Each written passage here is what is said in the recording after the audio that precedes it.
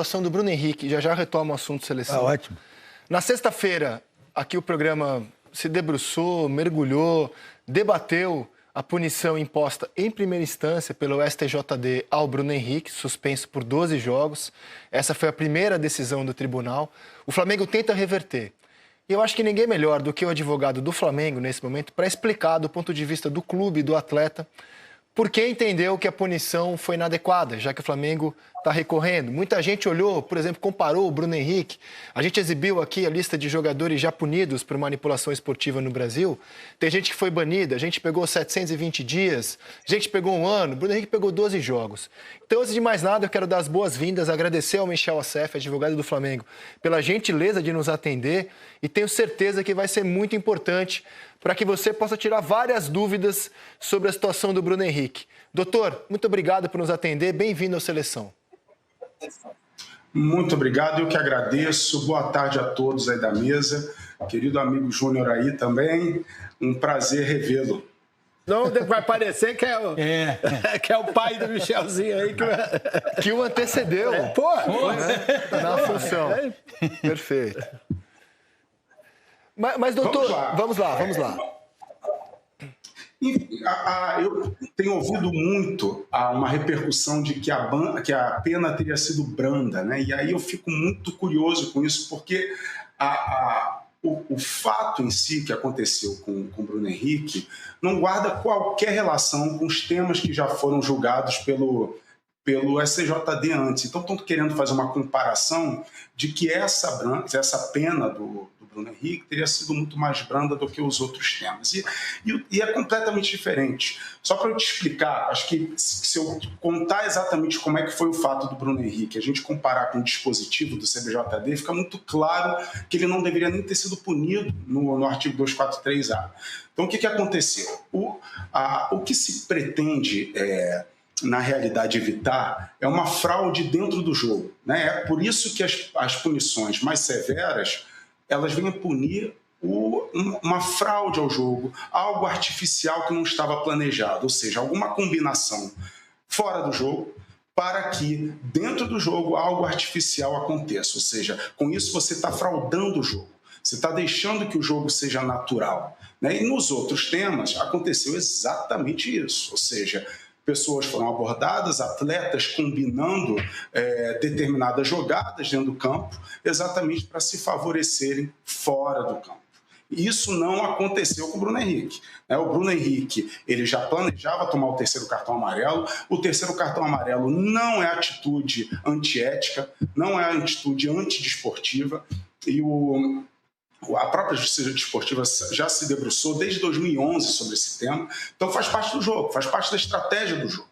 Portanto, não houve nada artificial dentro do campo do que estava planejado.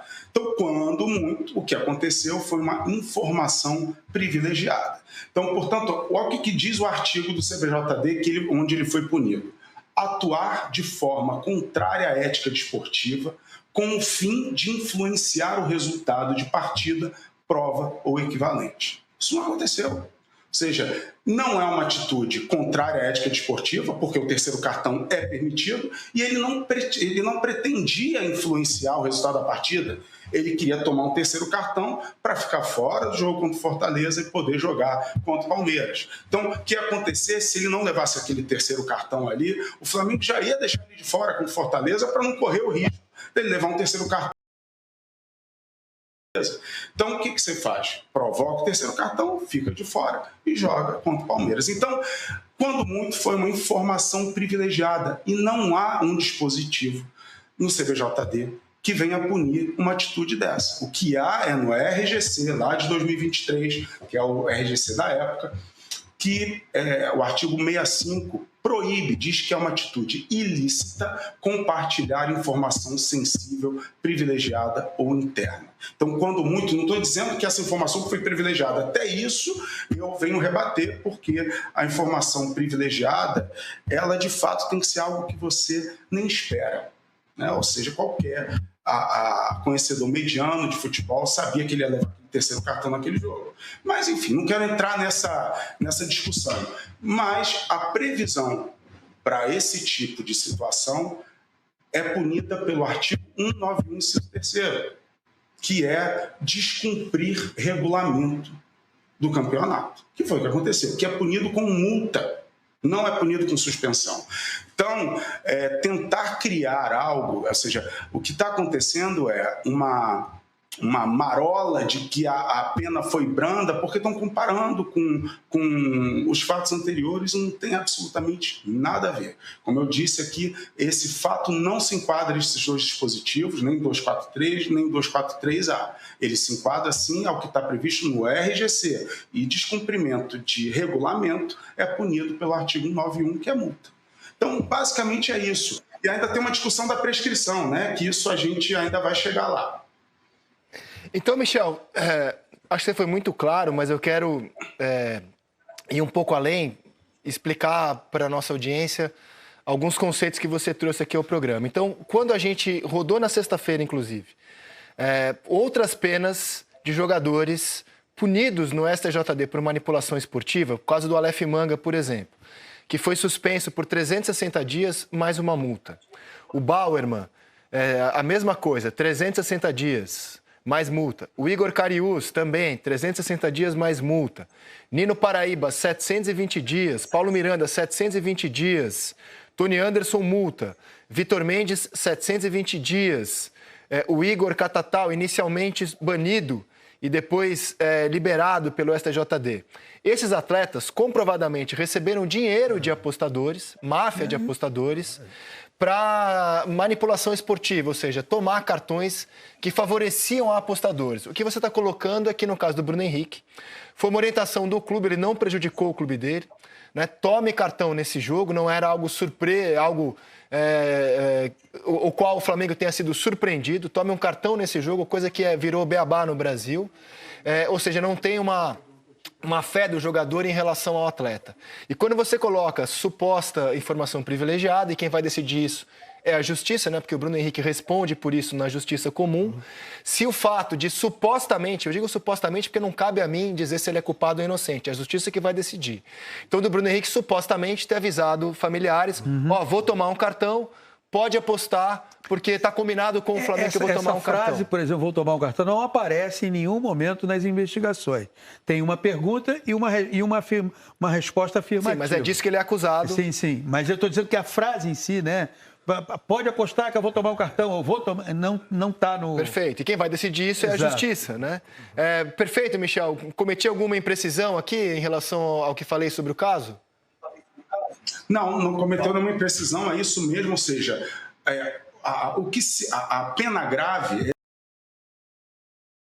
que algo artificial aconteça no jogo, algo que tenha sido combinado fora das 4 linhas, e aí sim fazer uma alteração do que seria algo natural no jogo, o que não é essa nem a acusação. Nem isso ele está sendo acusado. Inclusive, a Procuradoria da Justiça Desportiva, ela pede subsidiariamente a condenação exatamente no artigo 191. Ela pede, óbvio, artigo 243, 243A, e caso assim não entenda a Justiça Desportiva, que então considere que essa informação privilegiada está prevista no RGC e, portanto, tem que ser punido pelo artigo 191, que é descumprir o regulamento. A própria Procuradoria admite isso. Então, é exatamente o que você disse. E para finalizar de minha parte, antes de passar a bola para o PC, eu te pergunto, caso, né, hipoteticamente, se confirme essa informação privilegiada, e insisto, isso é quem vai decidir é a justiça, não é a gente aqui. O Flamengo tem posição sobre isso, por exemplo, se condenaria o Bruno Henrique por isso, se daria alguma punição a ele, e nem sei se você responde sobre isso ou se é algo ligado ao departamento de futebol, mas eu te pergunto, já que estamos ao vivo aqui conversando sobre isso. Caso a hipótese de informação seja confirmada, se o Flamengo tem posição sobre o tema. O Flamengo, é óbvio que isso é uma decisão da diretoria de futebol, diretoria jurídica, não cabe a mim, que sou advogado externo do clube. Mas o Flamengo, todo início de temporada, como fizemos inclusive esse ano, estou junto com o departamento, a gente faz uma palestra com esse fim. Tá? Então, o doping, esse ano a gente falou muito do doping e da manipulação de resultado. Obviamente que o Flamengo rechaça qualquer tentativa, a gente deixa muito claro isso para os jogadores, isso é proibido e é óbvio que pode ser tomada alguma providência dentro do clube, não sei nesse caso específico. O Flamengo, como disse, fez questão de estar na defesa do Bruno Henrique porque entendeu a situação. Tá? Entendeu que, na verdade, aquilo ali era algo esperado e que, portanto, não, o terceiro cartão que eu digo, né, era algo que o Flamengo mesmo esperava, ou seja, a acusação estava passando do limite e precisava que o Flamengo desse as mãos a ele nesse tempo. Obrigado, doutor. PC? Doutor Michel, boa tarde. Em relação a essa questão na esfera esportiva, a impressão que eu sempre tive é que os argumentos utilizados pelo senhor na defesa foram perfeitos, inclusive pela distinção entre alguém que recebeu dinheiro para intencionalmente receber um cartão amarelo e alguém que seguiu apenas uma diretriz do departamento de futebol do clube. Porque essa distinção tem que ser feita e em tempos de redes sociais elas não são feitas. Coloca-se tudo no mesmo liquidificador e aí rende polêmica e vamos nessa. Agora, em relação à justiça comum, onde há também um processo, qual vai ser a estratégia? Ou é a mesma estratégia ou haverá pontos diferentes na abordagem da defesa do Bruno Henrique? PC, na realidade, quem cuida do caso na Justiça Comum é outro advogado, né? É uma outra banca de advogados, então eu não posso falar exatamente pela defesa pessoal dele no âmbito da Justiça Comum. Mas é óbvio que o que vai se... o que tem que ficar muito claro é trazer a realidade dos fatos e não tentar criar algo distinto do que de fato aconteceu. O que aconteceu aqui e que está sendo narrado, inclusive dentro do relatório do delegado de polícia, que ele fala, no relatório dele ele fala 14 vezes informação privilegiada. Segundo ele, segundo as investigações, foi uma informação privilegiada.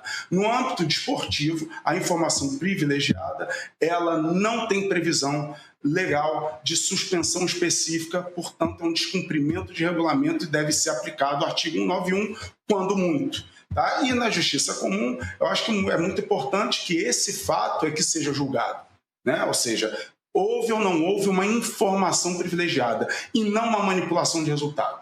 Tá? Então, essa é a diferença dos outros fatos. Manipulação de resultado é quando você traz algo artificial para dentro do jogo e com o fim de favorecer a si ou ao terceiro. E que não foi o caso aqui, ele não está sendo acusado disso. Doutor Michel, depois da divulgação da decisão, né, em primeira instância, a gente acompanhou nas redes sociais, e até profissionalmente mesmo falando, muita gente comparando os dois fatos, né? Estamos tratando do tema aqui e o senhor já deixou claro que não tem nada a ver, né, o assunto referente aos jogadores que receberam a punição quando estouraram os primeiros casos de manipulação de resultados. O senhor teme que isso, de alguma forma, possa influenciar a decisão do tribunal, em segunda instância? Pergunto porque é um final de campeonato brasileiro, né? A gente tem aí o Flamengo disputando o título brasileiro com pelo menos duas equipes interessadas diretamente. E a gente sabe o que isso acarreta, né, em termos de manifestação popular. Então, dentro da sua experiência no tribunal, o senhor considera que isso pode afetar de alguma maneira a decisão? Olha, eu espero que não. Eu confio muito na justiça esportiva, nos auditores do Pleno. Acho que eles têm toda capacidade de compreender que esse fato é completamente distinto dos outros. Acho que eles têm... eu confio que eles deverão aplicar o que de fato prevê o regulamento e o CBJD para um tema como esse. Então, é claro que me preocupa, né, essa onda de que a pena foi branda, até porque eu acho que é importante que o público entenda, né? Ou seja, para fazer um julgamento é preciso de fato entender. E às vezes o que é tratado dentro do tribunal é muito técnico, né? Então a gente traz uma defesa que às vezes o público não consegue compreender. Então é muito importante esse espaço aqui também, que quem sabe, quem esteja ouvindo, consiga compreender a diferença do fato anterior, compreender que manipulação de resultado, tentar alterar o que de fato vai acontecer dentro do resultado, dentro da partida, isso sim que é a pena mais grave. Isso realmente é a previsão do CBJD. O que aconteceu com o Bruno Henrique, que eu nem admito que seja uma informação privilegiada, isso faz parte da minha defesa, tendo em vista que é uma informação que,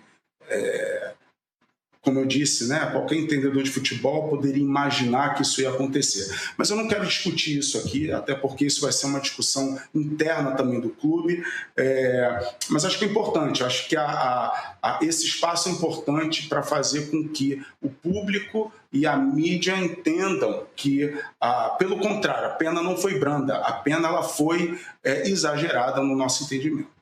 Michel, primeiro eu acho que para a gente, leigo, né, eu acho que foi importantíssimo esses esclarecimentos, porque como disse Paulinho, se coloca tudo no liquidificador e parece que é sempre a mesma coisa. O que mais me chamou a atenção é que não teve realmente, o Bruno Henrique não usou de todas dessas situações para que ele fosse beneficiado de alguma forma, diferentemente dos outros atletas que foram punidos.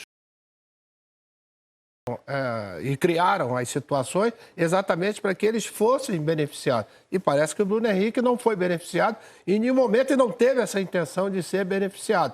Mas, de qualquer forma, eu acho que esse esclarecimento teu e de toda a equipe, eu acho que foi importante para que nós, leigos, pudéssemos entender e pudéssemos, na verdade, olhar as diferenças entre casos, né? Para que não fosse colocado tudo no mesmo lugar. E acrescento, doutor, uma pergunta ao senhor. Primeiro, assim, a gente vive a era da opinião. Todo mundo hoje tem opinião antes mesmo de ter informação sobre as coisas. Não, informação está em segundo plano. O que importa é opinar. Então, eu acho que assim, foi muito importante. Aliás, falei isso na sexta-feira aqui.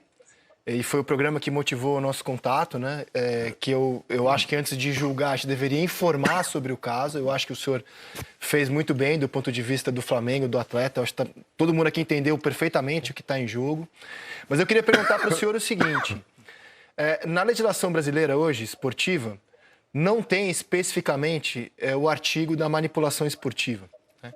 E me parece que isso é um problema para se adaptar aos tempos atuais do esporte, né? Já que esse é um grande mal hoje do esporte mundial. Se o senhor acha necessário, porque hoje eles são julgados por atentar contra a ética. Qualquer coisa é atentar contra a ética, é muito aberto esse item, né, no nosso Código Brasileiro de Justiça Desportiva. Se o senhor acha que é importante que a gente seja mais específico, né? Tenha um código específico para manipulação esportiva e um também para a informação privilegiada, ou se o que tem já basta na opinião do senhor? Eu não concordo plenamente, tem que ter uma alteração, sim. Há uma necessidade de adequação do CBJD à realidade, né? Hoje a aposta esportiva é uma realidade e que é necessário, sim, uma adequação. O que se faz hoje trazer esses dois artigos, né, que de alguma forma guardam alguma relação com a manipulação do resultado, mas, novamente, eu acho que deve haver, assim como há em outros esportes, né, o tênis já convive com a manipulação de resultados há muito tempo. Eu já atuei em alguns casos no tênis e eles têm um tribunal específico para tratar de casos de manipulação, inclusive. A necessidade de adequação ela é óbvia, né? Acho que a gente precisa se adequar, mas trazer as diferenças de penalidades também, né? Ou seja, o que se mais quer evitar de qualquer forma é que o jogo ele se torne desinteressante, né? Que tenha de fato algo artificial acontecendo dentro das quatro linhas, né? E a informação privilegiada é algo distinto. Ela deve ser coibida, sim, ela deve ser analisada com toda atenção, mas ela é diferente. De fato, ela é diferente. Fazer a combinação fora das quatro linhas para alterar o que vai acontecer no jogo, isso sim é uma manipulação de resultado em todos os seus sentidos. Assim, só para deixar claro, o que o Flamengo pede no recurso, né? Inicialmente ele pegou 12 jogos de suspensão. Qual é o pleito do Flamengo a partir de agora? Nós vamos recorrer, nós temos a tema da prescrição, que para mim é irremediável, né? Houve um excesso de prazo, e aí é uma questão muito técnica, né? Quando se instala um inquérito, não estou falando nem a primeira notícia de infração que aconteceu lá atrás, estou dizendo agora a instauração de inquérito que aconteceu em maio desse ano. Quando se instaura um inquérito, há uma previsão no artigo 168 do CBJD de que o prazo para oferecer a denúncia, ele é interrompido. Aliás, o prazo para iniciar o processo disciplinar. E a interrupção faz com que o prazo ele recomece. Então, esses 60 dias, ele recomeçou exatamente, salvo engano, em 7 de maio de 2025. Ou seja, teria, então, 60 dias para que fosse oferecida a denúncia fosse recebida. E o entendimento do tribunal foi que o que aconteceu foi uma suspensão de prazo e não uma interrupção. Ou seja, que o prazo teria interrompido com a instauração do inquérito e voltado após o relatório dele. O que, no meu entendimento, é uma compreensão equivocada, com todo respeito à justiça esportiva, e esse tema vai ser levado até o fim, a todas as esferas necessárias. Muito bem. Doutor, muito obrigado pela participação. Foi ótimo conversar com o senhor aqui. Agradeço ao senhor e ao Flamengo por essa entrevista. Grande abraço para o senhor, uma ótima semana. Até a próxima. Eu que agradeço. Um abraço a todos e bom resto do programa. Obrigado, doutor. Eu perguntei para o doutor, já sabendo que não é a área dele, por exemplo, quem decide, caso seja confirmado, insisto, isso agora quem vai fazer é a Justiça. Caso seja confirmado que o Bruno Henrique passou a informação privilegiada ao familiar, caso seja confirmado, eu entendo que o Flamengo deveria tomar uma atitude com o jogador. Educativa mesmo. Isso aqui não se faz, não pode. O que a gente discute aqui, você não pode usar para beneficiar. Isso é uma coisa. Eu acho que a partir desse caso, André, isso vai ser tema para... Quer dizer, para o cara que... Não só para o Flamengo. Tem um jogo nesse caso, né? Vou tomar um cartão contra um time para que possa jogar contra um adversário direto, que seria o caso do Palmeiras. Eu acho que isso vai passar. Se você vai tomar o cartão, você não vai divulgar nada. Perfeito, perfeito. Agora, isso precisa ser provado ainda. Isso precisa ser provado, até porque a conversa até agora divulgada, insisto, não sou eu que vou julgar, ela acontece 2 meses antes do jogo acontecer. Pode ser que tenha outras que não tenham vindo a público. Então, isso agora vai ser demonstrado na Justiça. Caso, na hipótese de ser comprovado que ele passou a informação privilegiada, eu acho que o Flamengo tem uma missão ali com o jogador. O que ficou muito claro para mim, eu já achava isso na sexta-feira também, é que não é a mesma régua do Bruno Henrique para um jogador que prejudica o próprio clube, né? O clube passa a ser vítima dele e age em prol de uma organização criminosa para obter lucro com isso. Né? Sim, então, eu acho que são coisas diferentes, são coisas que não podem ser colocadas no mesmo liquidificador. Elas foram colocadas no mesmo liquidificador porque nós vivemos num mundo que hoje em dia as coisas se desenvolvem dessa forma. Não é? Eu pego isso aqui, boto aqui e transformo isso num tema que vai ter repercussão.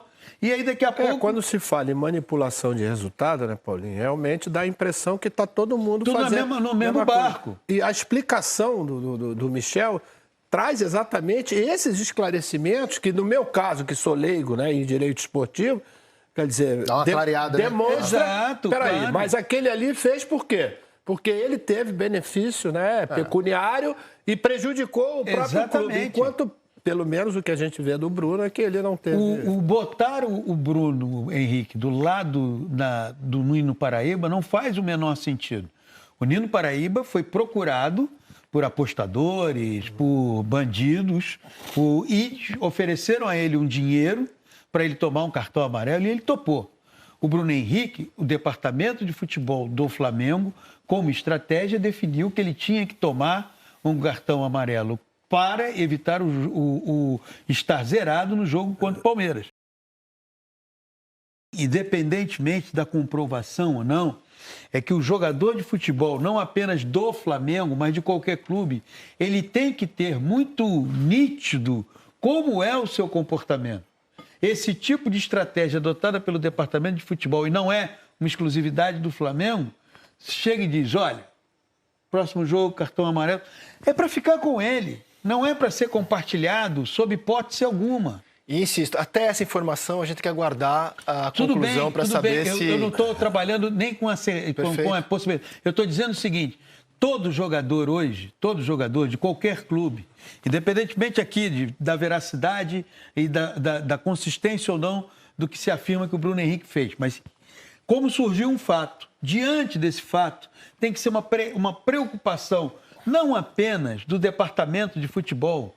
Vamos parar também de tratar o jogador como se ele fosse uma criancinha que você tem que levar ele pela mão e dizer tudo que ele tem que fazer. Não, o jogador ele é adulto o suficiente, bem remunerado o suficiente, com condições de trabalho suficientemente boas para que ele desempenhe a sua profissão e saber que essa informação não é para eu comentar com ninguém.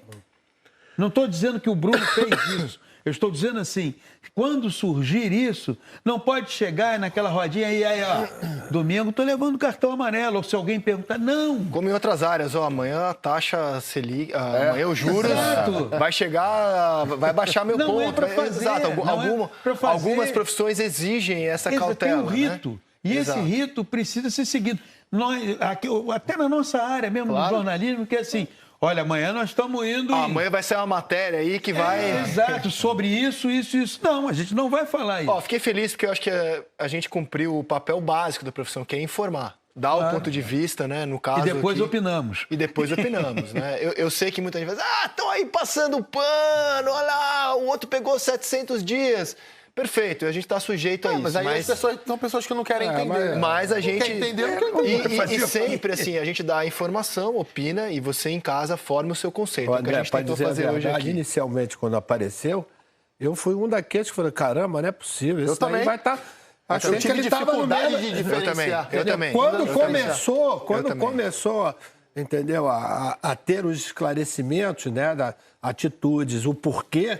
Eu comecei opa, então tá aqui realmente. E, inclusive, o Paquetá me ligou o primeiro alerta, porque assim, a gente tratou nesse programa aqui o Paquetá como virtual condenado, né? E ele foi absolvido das acusações. Foi uma investigação minuciosa. Exato. A gente tem que ter muito cuidado sempre com o diagnóstico que algumas autoridades fazem, porque nem sempre eles se confirmam. E foi o caso do Paquetá. E aguardemos qual será o desfecho do caso Bruno Henrique na Justiça Comum também, na Esportiva está em andamento e eu acho que as informações estão com vocês. Então tá aí, meus amigos, vocês acompanharam aí, né? Não tem mais agora esse negócio de disse-me-disse nessa situação do Bruno Henrique. O advogado do Flamengo deixou tudo muito bem explicado, para desespero dos antes. O advogado do Mengão simplesmente deu uma aula de explicação e informação sobre o caso.